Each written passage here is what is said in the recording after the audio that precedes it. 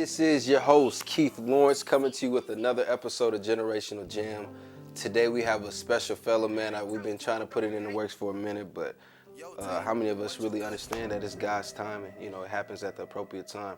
And this time we're going to do something a little different. We ain't going to give it all to y'all once. We're going to let y'all savor it, and then we're going to drop some more to y'all. So we're going to do a couple parts with this. But introducing... Wes. My guy Wes, man. How did I do with the drum roll? Man, you did actually pretty good. The drum pretty roll good with the drum roll. Yeah. I've been in here, man. I be feeling like that Michael Jackson vibe. I don't know what it is. I be man, cause mugs are making hits in here. Yeah, there's some magic happening here. Definitely. It's a blessing to be around you, man. Man, for real. Likewise, man. Just real good dude, humble dude. So this is how we get started. I typically ask the same introduction question all the time because I want to take the viewers into your life of just who you are and how you got to where you are. Okay. So can you tell the viewers how you grew up? All right. I am born and raised Rock Island, Illinois. Rocktown? No, yep, from the town, man. Yes, sir. 15th Street, originally. You know, parents, two-parent household. Parents worked hard and you know, we got a chance to see some things. We got a chance to experience a lot of things. I was involved in a lot of different activities and stuff growing up. And music was always one of those activities I always stuck through and it was always in. Whether it be in church or just in bands and stuff like that. I was just always involved in music. Eventually went to Conservatory of Recording Arts and Sciences down in Arizona after graduating from Rocky. Okay. And got a degree in audio engineering. Then I went to Western, finished up there. I went to school there for broadcasting and music business. Then after that, I came home for a while, and then I was back and forth from here in Chicago, and that's when I ended up getting my first kind of big tour. Got a chance to tour with the band Chicago, actually. I was with Tim Stopp when we were opening up for them. Okay. So... yeah, and then I just got a chance to really just work with a whole lot of artists and be able to travel the country, travel the world, and just do what I love to do, which is, you know, create music. And yeah. So it's dope. Man, your answer was very different than I've ever heard on this show. Ah, yeah? Yeah. Because, like, you did exactly, I like what you did. But it's different because typically they'd be like, okay, two-parent household, leave it at that. You just, giving you the knowledge off the rip. I like that. Nah. I like that. Nah, I'm going to let y'all in. I'm going to let y'all in a little bit. Yeah, you've been waiting for this moment. I'm going to let y'all in a little bit. You've been waiting for this moment, man. We said we was going to make it good, so I'm like, you know what? I'm not going to disappoint you, man. Say less. The brotherhood. That's what I like right there, man. Okay. So can you tell the viewers, some of us, you know what I'm saying, didn't have the ability to grow up with two-parent households. The benefits of growing up with two parents. I'll say it was a benefit for me to have a two-parent household that were in a healthy relationship. Oh, because it's not always the greatest thing to be in a two-parent household and the parents aren't getting along. Facts. And they yelling and fussing and cussing at each other and stuff. That's not healthy for a child to see either. Big facts. I never saw my parents argue. I never saw my dad raise his voice at my mother or anything like that. So that affected my relationships later on with like women. Like I don't argue, I don't yell. Yeah. With women because I didn't see that. So foundation. So things like that just kind of really helped affect and showed me how to maneuver some things as a man. So just to see how my dad treated my mom, he treated her well and things of that nature. So to see that and to see how much he really loved my brother and I and how much he was willing to sacrifice with us, it was just like, okay, man, he's a real family man. So that was just really dope to see that. So I'm hoping that one of these days I can be half the man, you know, my pops was. You know, he's definitely a hero of mine. That's beautiful, man. That's beautiful.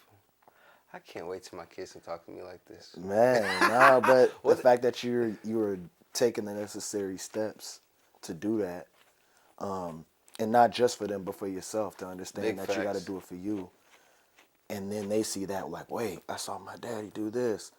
oh dang, he did this so he can better himself, and that therefore that betters us. It trickles And down. It's a exactly, trickle effect. if you're the head of your household, you taking care of that's how it falls down. Yeah. I'm a firm believer that if you have the vision, if you wrote down the vision, if you make the vision plain, that as the man moves, the household moves. So if you have a confused man, the household's confused. If you have a man who takes care of home, the house falls in effect. It goes all the way around, you know what I'm saying? But it starts with the man. Facts. And I also say this: the woman's role is dang near just as important. Big facts. I like that. Go We, ahead, or tell 'em. even if not more important, because we've even seen in the beginning of time, the woman can be a man's greatest asset or his greatest downfall. His liability. Yeah. So it's about, again, you also being mindful and you choosing to make sure that that woman is seeing vision too, and is getting things from the same source you getting it from, Nice. and that y'all can be able to pray about it together, meditate on it together, be able to talk and communicate it through it healthily together. Yeah. So Healthy. that Get it all. is, man, that's key. Big facts. That's key. I like that, bro. You really speaking this knowledge to these people, man. Man, I'm just honestly just talking about the things that I saw. Yeah. That's just what Yeah. I saw. So It's a blessing. I haven't had a chance to fully experience it yet, but that's just some of the gems I saw growing up and I picked up along the way. Man, you really dropping these jewels of knowledge on these people, man. My next question is, how many siblings do you have? One brother, yeah. One brother. That's my man. Kobe, Kobe, my dude. yeah, Kobe, my man. dude, too. Yeah, he's Go been ahead. doing this thing. Go ahead and tell the people what kind of brother is Kobe. Oh man, we're both busy. We're both super busy, but we both are definitely supportive of each other, and it's dope to see him to be able to grind and to really like live out his dreams and to be able to coach and help these kids the way he wants to. So it's been a blessing to really just be able to see it.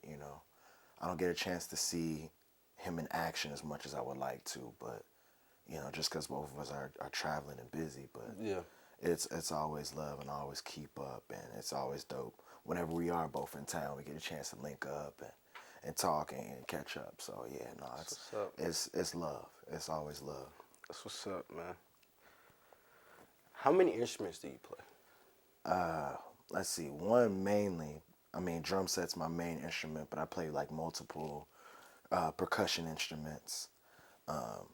So that's my main stuff. I guess in the studio every now and then I'll play around with other instruments, but mainly more so enough for the other homies that are a lot more skilled than I am at those instruments and be Yeah. able to get the point across and be like, all right, cool. Y'all come through and kill it. Yeah, y'all go ahead and get it started. Lead up to it. Yeah. Y'all take over. Let your gift be used. Yeah. Exactly, Big exactly. facts. I like that, man. So I did percussion my 8th grade year because I was tired of carrying home a trombone. Yeah. Started off with the trombone 7th grade year. Boom, yeah. Yeah, nah, the positioning for that is just crazy, and just being able to get it like to stretch that much and stuff, it's insane. The proper breath. You gotta pause at the right moment. Everything gotta be on point. Gotta be on point. But one thing I'll say about the breath is it's a lot more important than we think sometimes, to just breathe. Yeah. Like, it sounds so cliche, but it literally is a life gem right Just there. breathe. Like, breathe for a second. Like, when they tell you that you're getting mad or you feel yourself getting frustrated, they tell you, breathe. Hold on, wait a minute. Take deep breaths. Yeah. When you're working out, it's important to breathe. Proper Right? breath before you push it back up. Yeah, for sure. When you're swimming, just knowing when to breathe. When you're playing whatever instrument or when you're singing, knowing when to breathe. While you're reading, they talk about, okay, take a breath here, take a pause here, Yeah. breathe. So, yeah, that's a life gem. Breathe. Breathe. Just breathe. Yeah. I like that, bro. What is your most memorable trip? Brazil. Brazil. Oh, wait, which time? The second time. No, I loved both times I went to Brazil. I can't lie. But Brazil is probably one of my favorites. Yeah, Brazil. yeah, I can only picture one thing in Brazil. man. How was Brazil, bro? It was amazing. The second time I went, I got a chance to stay with the family. They were just amazing. All women doctors. Oh, yeah? Yeah, and like psychologists and stuff like that. And got a chance to really learn a lot about psychology and black people just in Brazil. Yeah. And just be able to learn a lot of the similarities between, black Americans and black Brazilians or African Brazilians. And it was just nuts. It was just a whole lot of stuff. It was just very powerful. Getting to learn a lot of the rhythms that they play and learning the correlation between those rhythms and West African rhythms and spirituality and things of that nature. It was an experience that it's hard to put into words. It was nuts. Yeah. Brazil twice. Yeah. That's crazy. What was the funnest thing to do in Brazil? Eat. They got some good food down there? Amazing food. What they be eating? Man, it's all fresh. Everything is fresh. I went to the market, like the street market that they had, and literally you could just go up and down the street and just get full on just fruits and other foods there was something that was kind of like an empanada. But what's that? But empanada is, I believe, it's more of a Mexican food, but it's almost like a hot pocket, to say the least. Okay. Yeah. Got you, a hot So pocket. yeah, kind of. That's the best way I can describe it. It's kind of like a hot pocket. Hot pocket. So it's filled with like meats and cheeses and stuff like that. But oh my goodness! And then just all the fruit, sugar cane juice. Like it was just like You said you had just a some good of the time best. there. I had some of the best fruit there, and in Puerto Rico. Yeah, I had some of the best mango in Puerto Rico and some of the best pineapple in Brazil. Hands down. But how do you?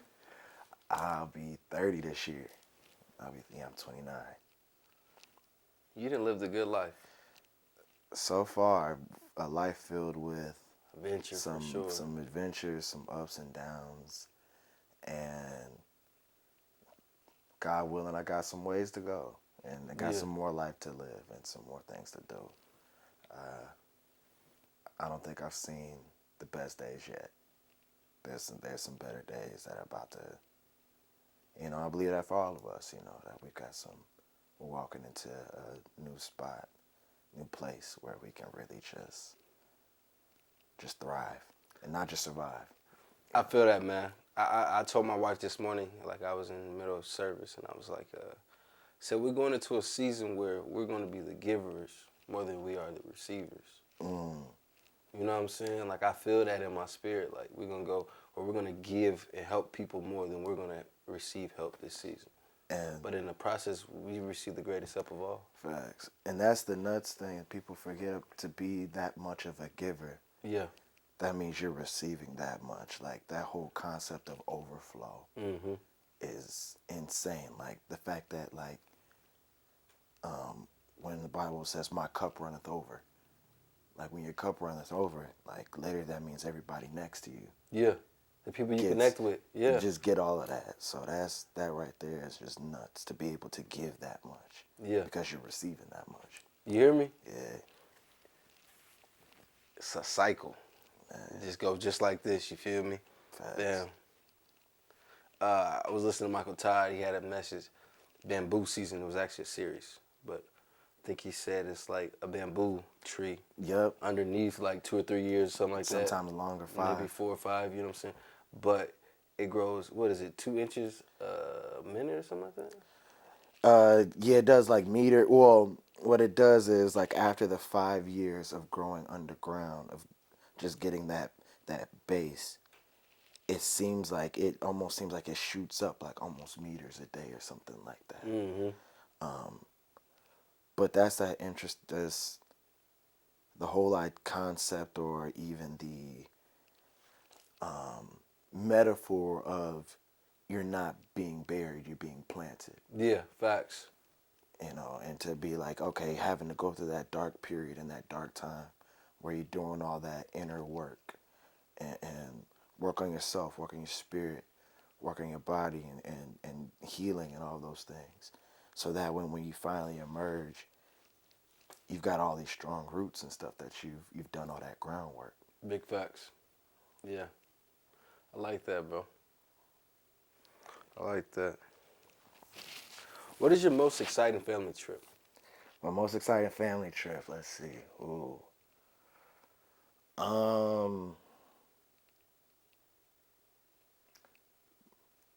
I think it might have been a Florida trip now that I remember it. Now I'm thinking back. My mom, she still works for Palmer. She used to take these trips all the time to Florida and California to those campuses. And she basically ended up surprising us one time. The chiropractor, Palmer? Yeah. She's a chiropractor? No, she's not. She works in like, I believe they call it like adjudication. So in a nutshell, you hope not to see her because that means you done got into some stuff you didn't need to get into. Gotcha. Ooh, okay. Yeah, so not knowing your mom is good. Yeah, to an extent, yeah. Yeah. Especially if you got to deal with her. At least, Yeah. if it's in passing, cool. But That's cool. to deal, yeah. At the job, it's cool. Yeah. But yeah, she surprised us to this trip to Florida and stuff like that. So I think that was my first time going to see the ocean and seeing a beach and stuff like that. So it was really dope to see that That's what's up, as a bro. kid. So Man, I never. I think it's, we used to go to church council a lot, so we'd be Overhaul, Waterloo, those and this. But I used to love those trips on the bus where you could just like, my mom would literally make our food there. So we're eating chicken and chips and bread and macaroni on the van. You know what I'm saying? Facts. The reality of it is, I want to know, why do you do what you do? Because, to be honest, I couldn't do anything else even if I attempted to. It's one of those things I wake up in the morning and I'm thinking about the next song, the next record, the next gig, or what I'm working on. And before I go to sleep, I have to calm my mind down to stop from thinking about stuff and to just kind of relax. So it's just, I literally can't see myself doing anything else. I've seen how it's taken me places. It's allowed me to travel and see and experience new things, experience new people, experience new cultures. I see how it helps people and how it's a healing agent as well. A message of just love. Like There was glasses. Yeah. Chris is crazy. Shout out to Love Glasses Revolution too. They're based out in Arizona. Run by women. It's a women's owned company as well. That's what's up. So support your women. But yeah, here's something that kind of sums up everything. There was a gig I did, and this happened literally days before the COVID-19 shutdown. I was playing with Joe Marcinek, and there was someone, I believe it was a woman, who left a note in the tip jar, and it said, and I'm paraphrasing it right now, but it said, "I really enjoyed myself. Thank you so much. you guys are the last band I get a chance to listen to and enjoy before I die. Mm. I only have a few months to live. Thank you. And then the shutdown happened, and all the rest of the gigs were delayed and taken away. So it's moments like that is why I do what I do. Because you just never know what somebody's going through and when that's going to be somebody's last time. So that's one of the reasons why I wake up in the morning and I get to it, and while I'm in the studio for hours and hours until 3, 4, 5 o'clock in the morning. You know, there's times when I'm here when the sun is up and I leave when the sun is up. Man. But that's one of the reasons why I do what I do. Yeah. He said, that's one of the reasons why I do what I do. I like that. Yeah. This made me dig into my treasure chest, bring out some more. What do you feel like has been your biggest lesson learned in the process? Ooh, my biggest lesson learned in the process, which I think I'm learning that now, to really just know who you are and to really just walk in it and to not minimalize yourself, not to think of yourself less than. You know, that's been probably the biggest lesson I've been learning, especially if you want to succeed. There's a certain confidence that you have to walk in with. There's a certain swagger you have to just know, like, I'm him, I'm her, I'm that person, I'm it. Yeah, I'm me. There's a certain confidence you have to have in that in order to be successful. Facts. So that's what I've been really learning, to just, like, yes, I'm still meek. I'm still, I still give credit where credit's due. It's still a God-given gift and a God-given purpose. But Yeah, God, definitely, I like that. But I also understand, like,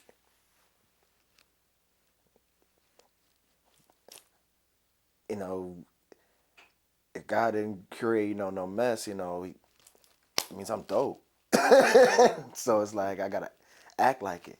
If you know that you're made in the likeness of God and and all those things, you have that power within you, like, act like it, and that's one thing I've been having to learn, like, act like I'm dope. Yeah, walk in it. Yeah. And you got to speak it to yourself even if you don't believe it at that time and moment. Yep. And that's another difficult thing sometimes too, to be like, I'm really saying this, but do I really think it, when you have all these doubts in your mind, and especially in the creative field, it's always like, oh, hey, are these people gonna like it? Is this gonna work? Is this gonna sell? Well, what all those doubts that you just have, it's like it's very easy to get down on yourself. Yeah. And you just have to, again, just constantly, like, speak life over yourself and just not care. Just have that sense of, like, not caring. And yeah. Yeah, man, I like to believe that the only thing I can't do is what I don't try. You know what I'm saying? Like, I like to believe that.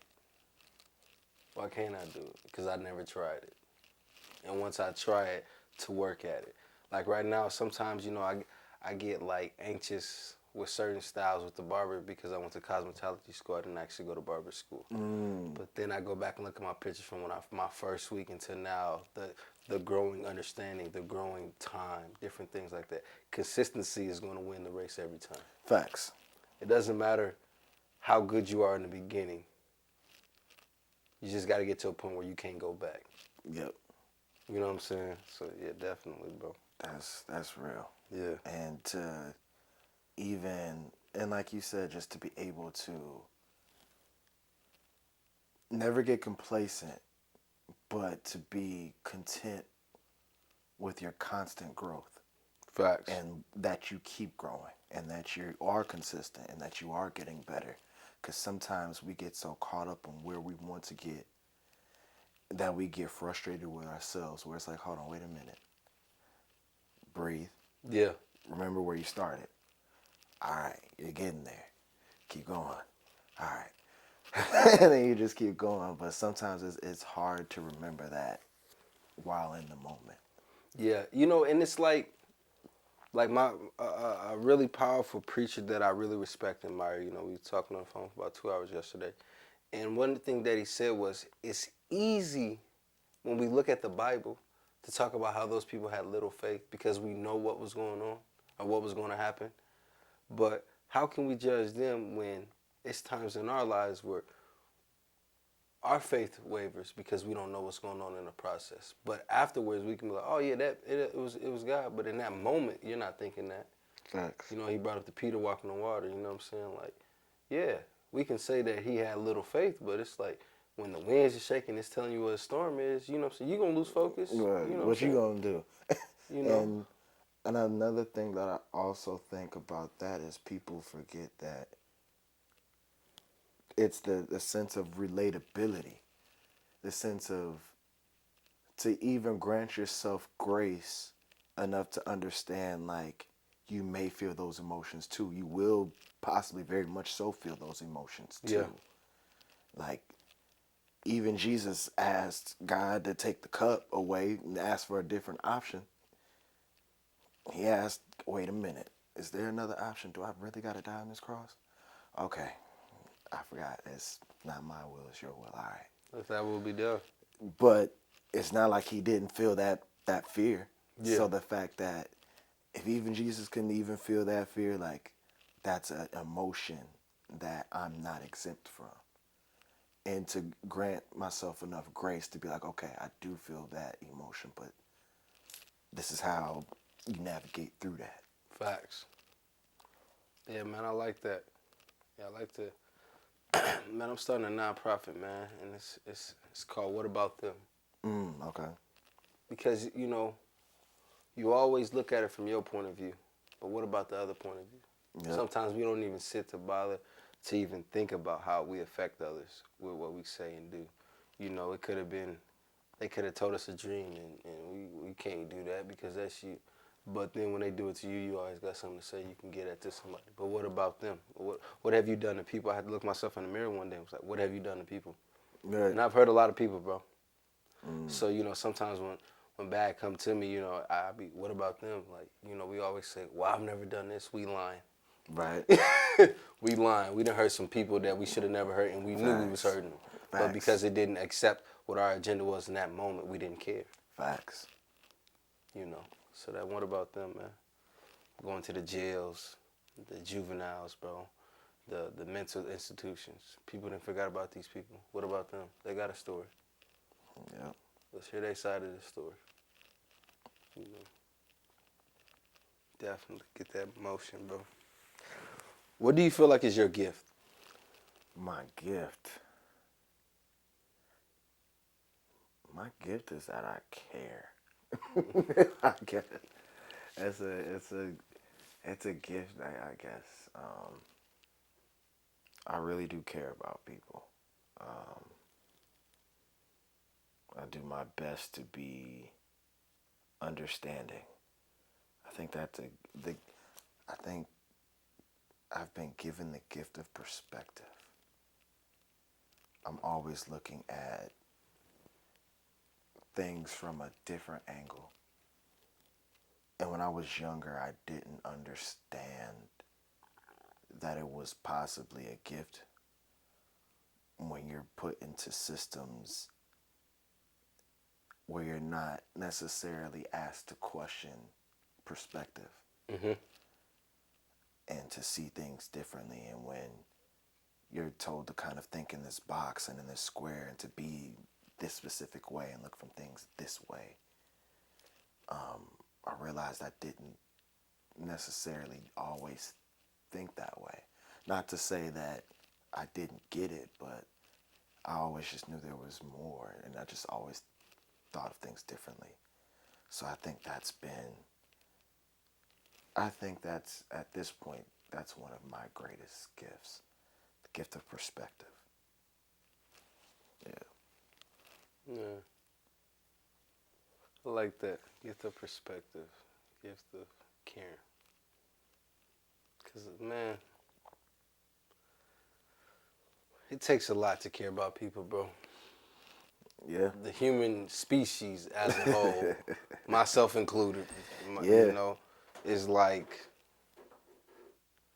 it's something you could be like, bro, what is wrong with you?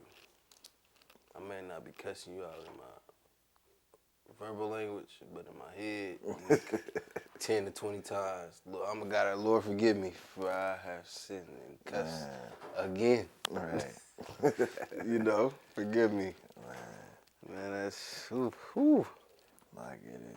And especially, it can be tough to continue to care when you've been hurt. I've realized that's the main thing, you know. People have their ways of dealing and coping with hurt, however they deal with hurt. Whether they withdraw from people, whether they hurt people, or whatever their coping mechanism is.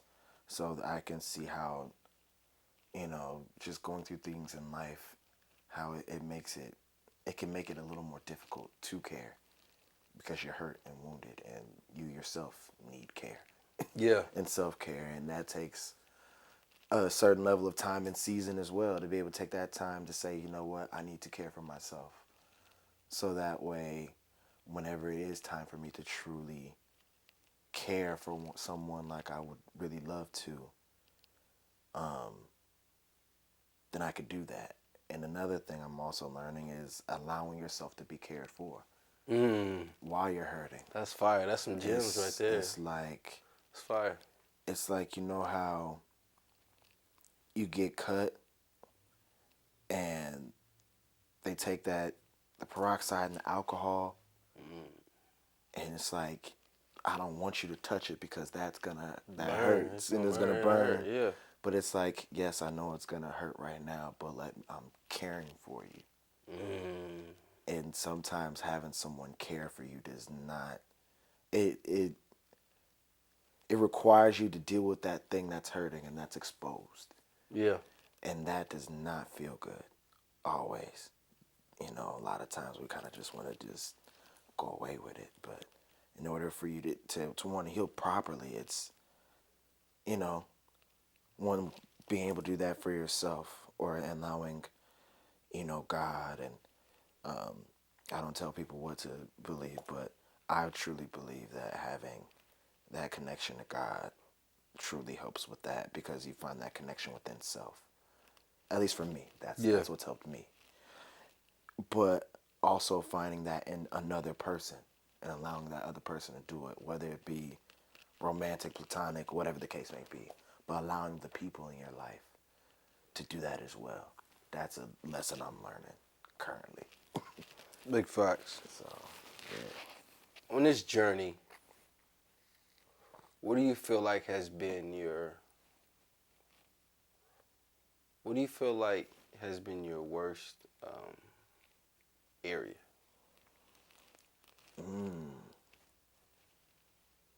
Where do you feel like you came in here thinking with one perspective of you knowing yourself, and then throughout time began to realize like this isn't what's best for me? You know what I'm saying? Like, Not allowing myself to be my full self and my greatest self. Anytime you hold yourself back and don't give all of yourself, you're cheating yourself. You're cheating the world, cheating yourself out of your blessings, because you're not going all in. So yeah, that's been kind of my thing. Even in music, I realized that was my thing. Like, I was just playing drums for a while and not, you know, doing all the other things I could have been doing as much as. So, you know, I've been dealing with that the past, you know, few years, and now that I'm getting to a place where I've been working through those things, and it's been dope to see the outcome. It's gonna be a lot of new music coming out now that I've been writing a lot more. I'm producing a lot more. I'm working with a lot more people. So I'm excited to see what's gonna happen. Now you actually make music too yourself? Yeah, Like you got your own song type of thing? yeah, which is wild. Yeah, that a lot of people don't know that, but yeah. So what do you do? So you sing, you rap, or like you humming? Man, nah, I do a lot of writing for a lot of people. I do a lot of production. I won't call myself a singer, but I do enough. There's some vibes I've been working on. I'll let you get an exclusive listen. Yeah. I'll let y'all get an exclusive listen Oh my before I gosh. put it out there. That's So lovely. I'm a, That's lovely. This is why it's more parts to come. We can't give it all to you. We just can't give all the jewels to you at one time. We got to break it down. It's levels to it. yeah, man. So Keep them intrigued. just a lot of just know a lot of music a lot of music will be coming out within these next few months. Now there was a song called Questlove. There was a group called Questlove. Which Is that a group? oh, the Or am I- drummer Questlove. Yeah. The drummer You Questlove. should be Westlove. Westlove. Westlove. Yeah. And take a picture with the glasses. Crazy thing is, I can't tell y'all right now. I mean, I'll tell y'all off camera. Yeah. But it's funny that you mentioned like love. It goes into the whole name of just Okay. it goes into some It's some stuff. fire coming, man. It's So some that's fire all I can. come. That's all I can say Yeah. right now. Yeah. We'll save that for the next one. Ah! You know, hopefully they want a part 2. They'll get it. Yeah, big facts, big facts, big facts, man. So how do you feel like, I'm gonna ask you a couple more questions, then we're gonna wrap it up because it's so much things, and I'm realizing throughout time as we do these parts, we'll also be able to reconnect and maybe touch back on the last, something that we spoke about for the next one, different things like that. So Facts. I'm only gonna ask 2 more, so I'm looking in the notes now for like 2 questions that's fire to end with, but it's not too much where I can take from not having enough fire questions for the next one. I'm already knowing. Just enough to make them want to come back. Yeah, you hear me? Ooh. Okay. So two of them. All right, cool. If you could perform with any group, so you can have multiple answers. Okay. Anyone, any group, any person, or play in front of them, dead or alive, Okay. who would it be? Oh, that's tough. I would love to play, and I'd be super nervous. And maybe I did it once. And if I did, I barely remember it. But it was nuts.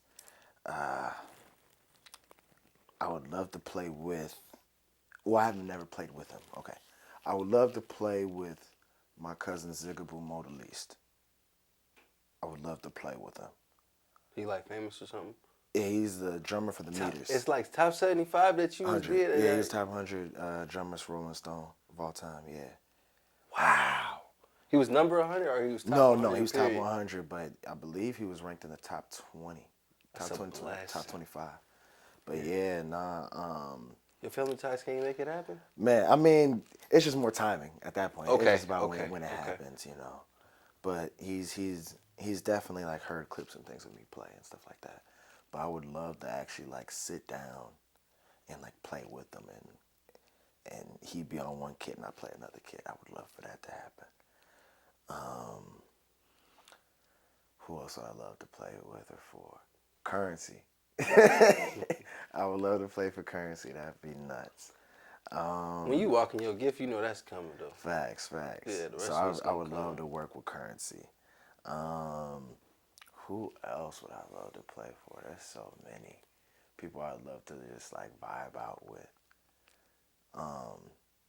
Erykah Badu, Yeah, she'll probably be fire. Mickey Miller. I don't know who that is. She's cold. She's an amazing artist. Who else? There's so many I could name. I would have loved to play with Bob Marley. That would have been really dope. I'd love to work with Snoop Dogg. I'd love to work with Snoop. Emma V, she's a dope artist I would love to work with. Those are just a few right now that I can Okay. name off the top of my head because there's so many other artists I really want to work with. Okay. So for the last question, man, let's see. Describe yourself in one word. If you can't use one word, describe yourself in one sentence. We're going to end this with you describing yourself, brother. Describe myself. Mm-hmm. I like that I at least have one question or a couple questions that every interview it make them sit back and be like, makes me really think. Wait. I wasn't ready for that one. Man, let's see. If I could describe myself.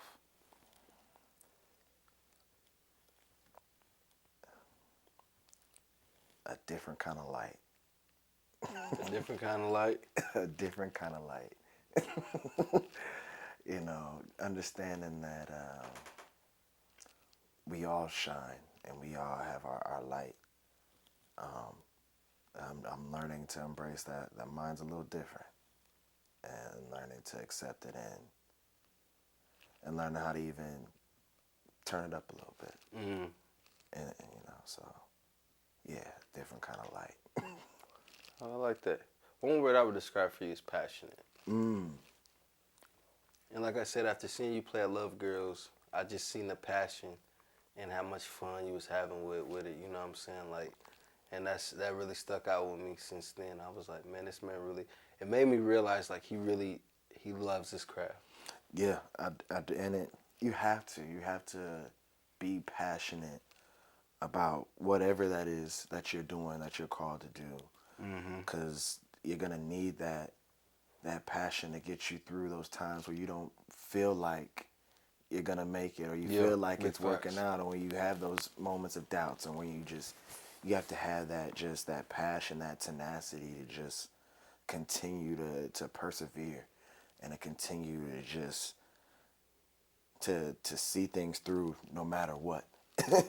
And it takes that, you know, passion to reach people. You know, people understand that and they feel that, because then they're moved by that, and maybe if their passion isn't music, them just seeing you and your passion will make them really discover what their passion is. Yeah. And to be able to truly go for it. Yeah. Yeah, you definitely sparked me that night. Man. And look, I'm back on the podcast. Hey. Yeah, you've been the first one since that. Oh, man, that's a blessing, man. Like, legit, you know? That's a blessing. So, for definitely. Real. Man, before we get up out of here, is there any questions that you would like to ask me? All right. Let's see. What is something that you want the people to get most out of this podcast? Like this one in general, or just in general, just your podcast in general and your show. Anytime you're presenting, you know, on these type of platforms, what is the main message that you want people to get? New knowledge, new wisdom, new understanding, a new perspective of life. To always be able to chase your dream. Never be afraid to understand that failure is a part of the journey. Some of the greats that you're around, they fail. So that's why I get you guys on here to also not only speak on the success, but also how you got here, the trials and tribulations to get here, because it won't always be peaches and cream. It's not. And it's, oh man, I feel like we'll save that for the next one. We'll save that for part 2. Yeah, facts. But that's legit that, and just to walk in your light, because if people can see me doing this, you know, it's so much negativity out there that's been said about me. Like, imagine everything being true, whether it's true or not. Imagine that, right? Right. And then imagine where I'm going now. And if you don't feel like that God can help you, He helped me. Right. So take the negativity and run with it. Right. But also now see the positivity of it. Facts. If He can save a sinner like me, come on, man, He can do you. Facts. That's what I want people to get. Man, I rock with that. Yeah. I will clap your hands, but I didn't touch my face so many times, bro. So we dap it out. Appreciate you, man. And part 2 coming soon. Love y'all. We out.